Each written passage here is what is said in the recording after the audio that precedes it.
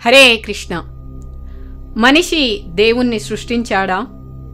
మన జీవితంలో, మన మనసులో చాలాసార్లు ఈ ప్రశ్న వస్తుంది. అసలు దేవుడు అనేవాడే లేడు, మనుషులే ఈ దేవుడు అనే ఒక పాత్రను లేదా ఆలోచనను సృష్టించుకున్నారు అని మనకి అక్కడక్కడ అనుకోవడం వింటూ ఉంటాము.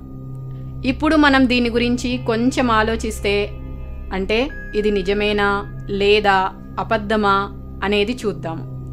దేవుడు అంటే ఏమిటి అనే ఈ ఆలోచన ఈ సమాజంలో అందరి మధ్య మంచితనాన్ని పెంచుకోవడానికి మాత్రమే మనుషులే సృష్టించుకున్నారని కొందరి వ్యక్తిగత అభిప్రాయం మాత్రమే. కానీ దేవుడు మాత్రం కేవలం కల్పితం కాదు. మరి ఈ విషయం ఎలా నమ్మడం, ఎలా తెలుస్తుంది? కొన్ని ఉదాహరణల ద్వారా మనం తెలుసుకుందాము.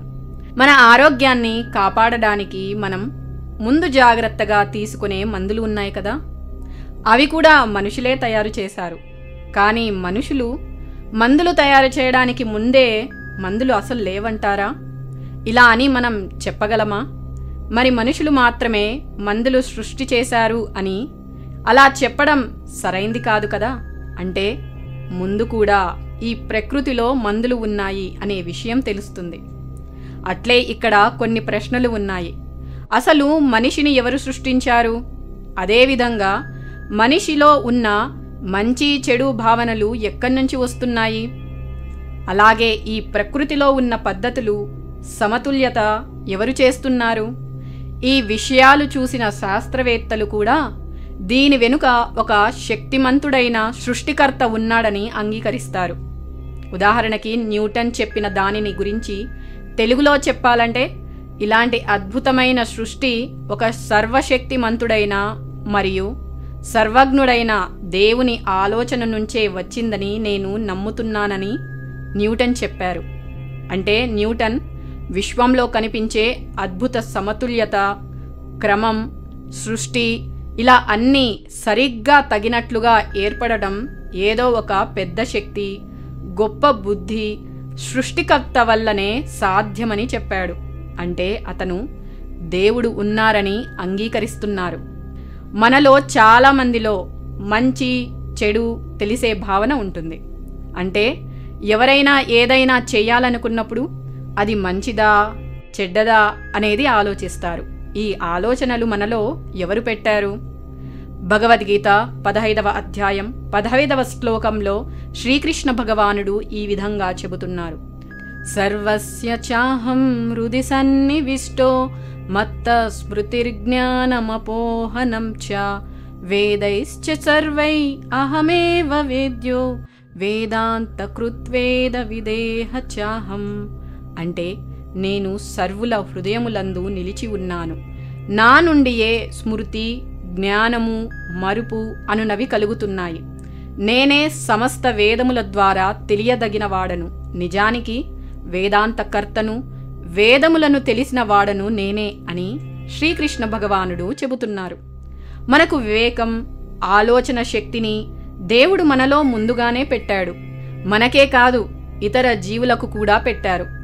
ఉదాహరణకి ఒక ఖండం నుంచి మరొక ఖండానికి వలసలు పోయే హమ్మింగ్ పక్షులు వేల కిలోమీటర్ల ప్రయాణంలో వాటి దారుల్ని ఎలా ఖచ్చితంగా కనుక్కుంటున్నాయి?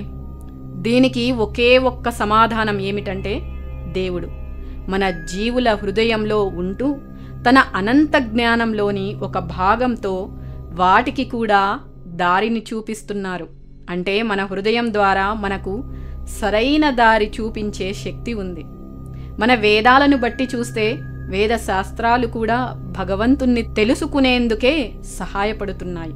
అవి భక్తిని ఒక శాస్త్రీయ పద్ధతిగా, అంటే సైంటిఫికల్గా చెబుతున్నాయి. ఇలా తెలుసుకునే అనుభవం చాలా గొప్పగా ఉంటుంది. భగవంతునికి అన్నీ ఎలా తెలుసు అంటే, భగవద్గీత 14వ అధ్యాయం 4వ శ్లోకంలో శ్రీకృష్ణ భగవానుడు ఈ విధంగా కూడా వివరించారు. సర్వయోనిషు కౌంతేయ మూర్తయః సంభవంతి యాః తాసాం బ్రహ్మ మహద్యోనిః అహం బీజప్రదః పితా.